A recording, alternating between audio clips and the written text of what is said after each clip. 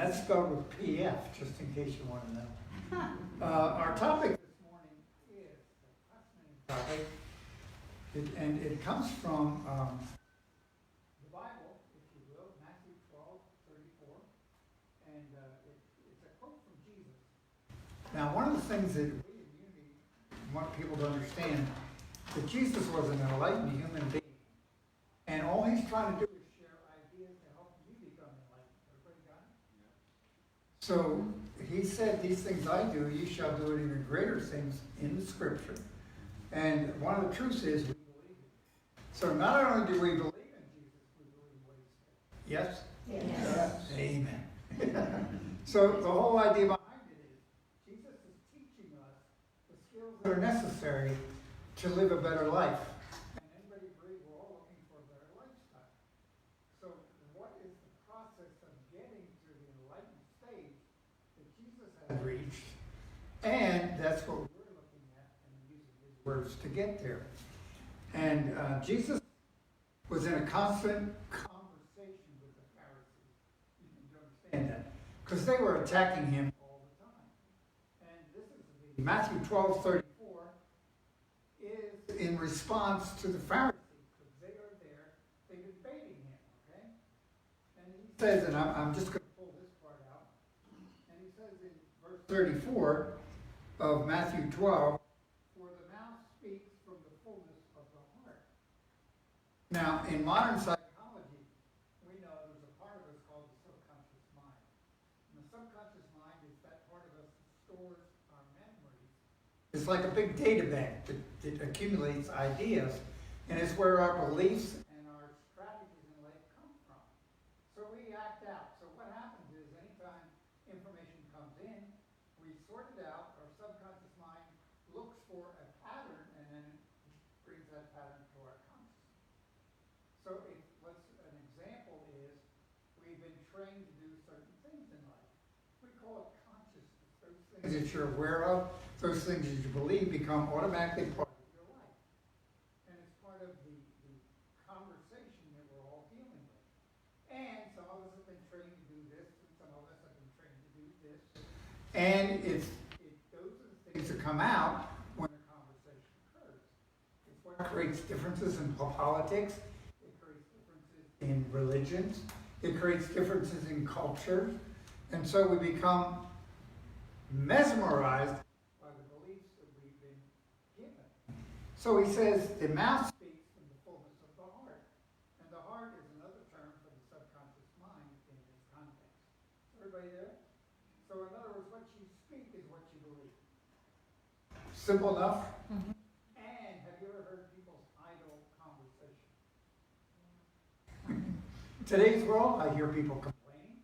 I hear people griping. I was going to use another word that wasn't good. Speaking from the fullness of the heart. It's really funny, because those things are there and they come up. So as a man speaketh in his heart, so is he. So these are all things that are inherent within us that we have learned. Now, deep down within us is the original soul, if you will. If you go back thousands and thousands and thousands of generations, each one of us sitting in this room can claim that you're an ancestor of Adam and Eve. Everybody there?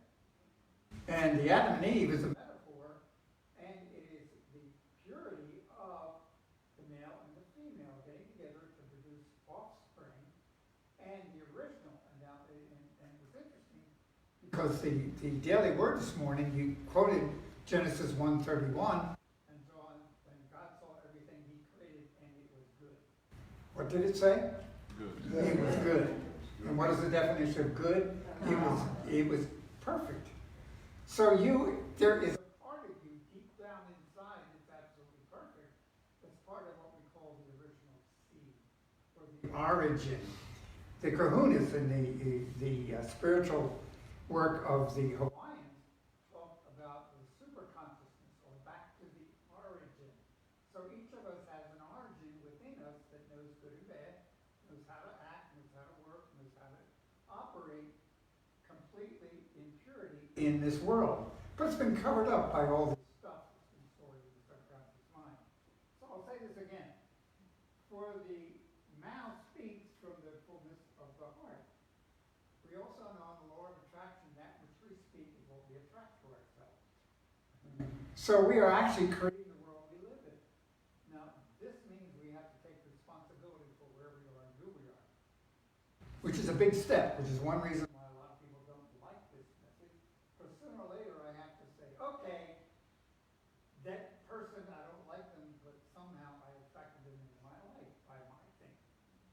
So it goes on here and says, a good man brings out good things from the good treasures in their heart. And a bad, now I don't like the word man, I'll use the word human, okay? But a bad human draws out the things from their bad heart. So we are a walking, talking example of what we're thinking. And those of you that study quantum physics know that they're pretty much proven that our thinking changes outcomes in life. So we're a walking, talking example of what we're thinking. And if we have something we like or don't like, it's because we have spoken it or thought of it at some point in time. This is the basic fundamental truths that we share. Because we're going back to basics. Everybody there. We really are. And when you talk about sin, if I could use that terminology, I don't know why I'm going here, but anyway, sin, when it was originally translated into the King James Version back in the 1500s, sin really was a simple word that meant an archer missing the bullseye. Everybody there?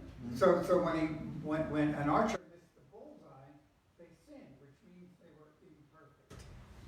Anybody here imperfect? So that and that's why it makes sense when it says we've all sinned and fallen short. Because all of us have had thoughts that are not the perfection that we were originally created with back in the creation in Genesis. So sooner or later we have to realize we can change things though by what we speak. Now, one of the biggest problems is a lot of folks, myself included, how do you change thinking? And anybody agree you can't, if you try to change your thinking, all you can think about is what you're thinking. Like the example I always use is, the gray elephant. Everybody think of a gray elephant. Okay? Now, change it to pink elephant. So you can change the thoughts in your mind. But now, don't think of the pink elephant. And the minute the words come out, don't, your ego is going to say, let go of that one, you guy. You've got to this time. Because there's that energy within us that wants to hold us where we are. It's like that piece of chocolate cake that I used to eat. I could have one forkful. No way. I'm going to have the whole thing. So there's a part of us that doesn't want to change. Anybody agree one of the most difficult things we have to do is change? I don't know why this is coming up, but the example of marriage in our culture is an example of that. What is it, 50% don't get together after 10 years or so. And the idea behind that is, well, I know that he'll change or she'll change. It doesn't happen because we become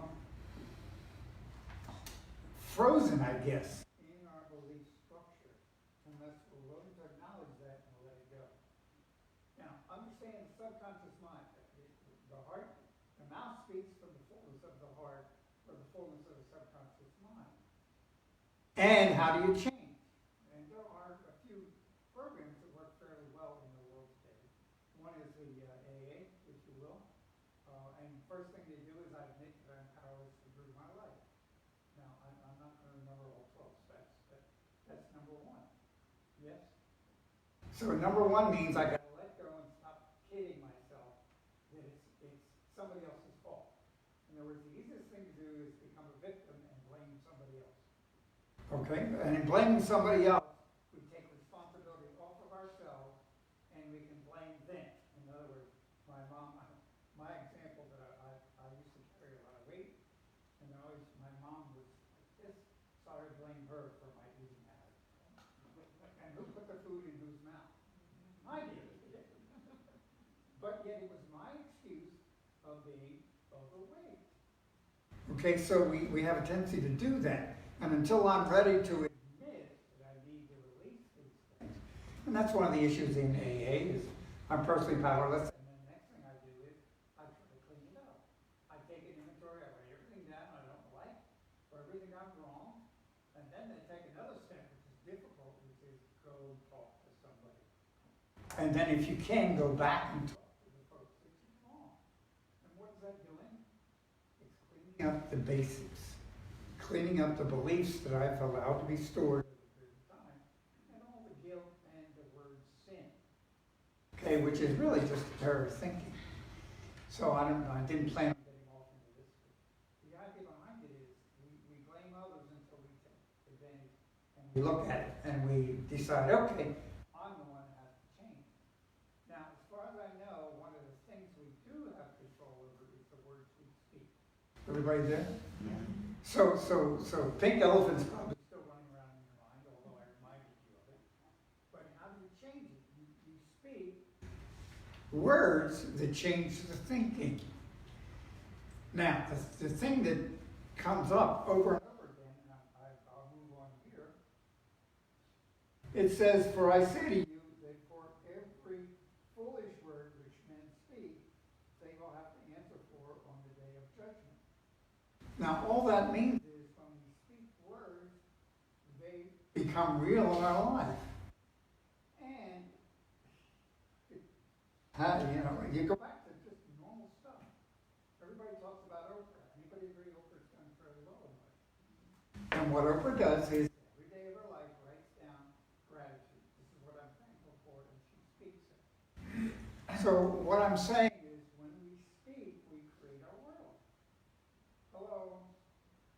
And have you ever listened to your idol talk? Okay. So in my article this week, I said, why don't you take a minute, write down what's happening in your life. So, how's your job? How's your relationships?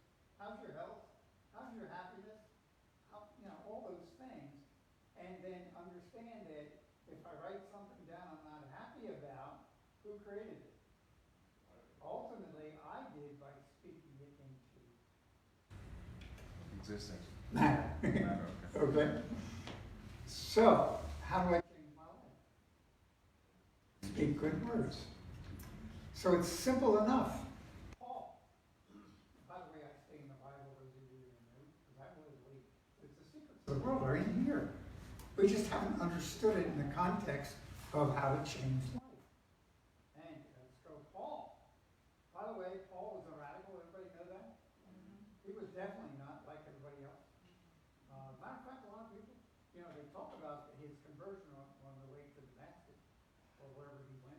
But the idea behind it was he was a persecutor of Christians. In today's world, he'd have been, I'm not going to say where it is, but he was busy killing Christians and persecuting them. And then he had a revelation and became a radical for Christ information. And it's the Christ information. Now, we have a definition here that I need to discuss. Jesus was the name that Jesus had, and it was in that time Yeshua ben Joseph. So his name was Yeshua ben Joseph, which meant Jesus, son of Joseph. So Jesus, the Christ, is a name that came later. And Christ in the Greek means light or the enlightened one. So it's a title that Jesus was given, much like the other religions, they're like Brahmana Yogananda, is a title, not necessarily a name. So it was a title that was given to him, and the Christ was in each one of you. In other words, the Christ is that place where God resides in you, that original spark of divinity. And that spark of divinity is waiting for you to wake up. Because that's what Jesus was talking about. Waking up to who we really are. So everybody wake up. and I'm talking to myself. I really am. But now here, and this is Philippians 4:8. This is Paul's giving us more secrets on how to live a happy life. And you ready? It says, let your humility be known to all men. Do not when you worry, what do you create? More of what you're worrying about. Because what you think about, you create. So when you worry, you create more of what you worry about. Okay? Then it goes on and says, and the peace of God, which passes all understanding. Anybody like to know peace? You see, peace is one of those states of being that's very difficult to us to understand. Because we're so busy going 100 miles an hour trying to take care of everything in our lives. And we're letting our to-do list overcome our peace list. So we're so busy trying to do that we don't take a few minutes and slow down. And then it says here, it says, and the peace of God, which passes all understanding, shall keep you, heart and mind, through the Christ. So the Christ or the God within us. And then it says, and finally, my brethren, whatever is true. What is true? God is present everywhere. By definition, by the way, does everybody know God is omnipresent, omniscient, and omnipotent? So God is everywhere present under all conditions with all powers, and you are part of that. Okay? Then it goes on and says, finally, whatever is honest, interesting word, no manipulation, no lying to get what you want. And then it goes on and says, whatever is just, whatever is pure, whatever is lovely, whatever, I like the metaphor this morning about the flowers in the garden, and it's like each one of us is like a flower, and we have different colors and different backgrounds, but it's the garden that brings out the beauty. Okay, then it goes on and says, whatever is of good report, that means it's good to talk about it. And then it goes on and says, and this any virtue, if there is any praise, think about these things. And I had to think and speak about these things. So the question is, when we're talking to other people, what are we talking about? Anybody agree? It's amazing to me. Some of you know I went to a hospital visit here a little bit. And in that process of talking about it, sometimes people have to outdo me. You know, I remember the time I was in, so I'm speaking more of what happened, but I don't want to occur. We sit and complain about a political situation. Anybody agree that you've done that? So what are you doing? You're actually creating what you don't want, unless you were praising whoever it is. And it's a difficult praise behavior you don't like. Sure it is, but maybe it'll change the behavior you're seeing. Okay, so the key here is whatever I'm speaking about, and I'm going back to Oprah, because she talks about praise and happiness and joy. What kind of life does she lead? Praise and happiness and joy. But the idea is, what are we creating? And we think we're doing it self-righteously because they deserve to do this. And all of a sudden, who deserves to have that type of venom given to them when what I'm doing boomerangs back to me? So the whole idea is just absolutely amazing. I do like to go back, and I gotta add Charlottesville, Martin was the founder of UD, and teach us to pray. By the way, we fill more books, there's many of them. I encourage everybody to read it, at least to read one or two. It's amazing what's in them. But he says, and this is talking about the Christian metaphysics, the Christian spiritual ideas, find that words that express thanks, gratitude, and praise release energies of mind and spirit, and their use is usually followed by effects so pronounced that they are quickly identified with the originating words. So until you try it, until you actually start praising, you have no idea what could happen. And my belief is we've been trained to be negative. We've been trained to complain. We've been trained to condemn. We've been trained to complain. Anybody agree with blame? Okay? If we haven't been trained to praise and give thanks and give love.